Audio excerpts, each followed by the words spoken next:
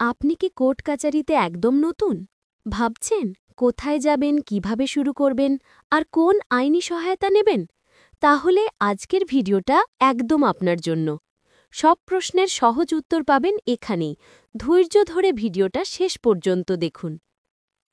বাংলাদেশের আইন ব্যবস্থায় মামলা দুই প্রকার: ফৌজদারি মামলা এবং দেওয়ানি মামলা। অনেকেই এই দুই ধরনের মামলার পার্থক্য ঠিকভাবে জানেন না। আজ আমরা সহজভাবে জানব ফৌজদারি মামলা আর দেওয়ানি মামলার মধ্যে পার্থক্য ঠিক কোথায়। প্রথমে আসি, ফৌজদারি মামলা কি?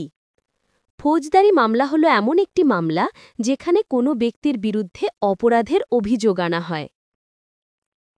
অপরাধের ধরন অনুযায়ী ফৌজদারি মামলা তিন ভাগে ভাগ করা যায়: সাধারণ, বিশেষ এবং রাজনৈতিক। সাধারণ ফৌজদারি মামলার উদাহরণ খুন, ধর্ষণ, চুরি বা ডাকাতি। বিশেষ ফৌজদারি মামলায় থাকে সরকারি সম্পত্তি বিনষ্ট করা বা দুর্নীতির অভিযোগ। আর রাজনৈতিক ফৌজদারি মামলায় থাকতে পারে রাষ্ট্রদ্রোহিতা বা বিদ্রোহের অভিযোগ। এবার আসি দেওয়ানি মামলাতে।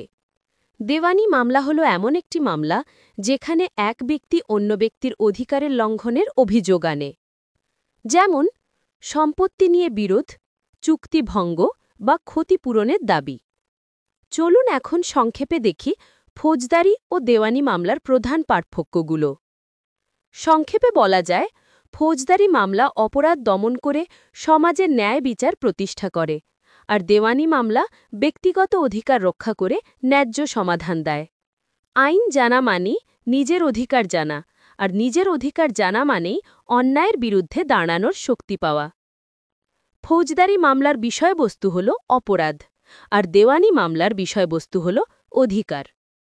ফৌজদারি মামলায় অভিযোগকারী হয় রাষ্ট্র, কিন্তু দেওয়ানি মামলায় অভিযোগ আনে ব্যক্তি বা কোনো প্রতিষ্ঠান।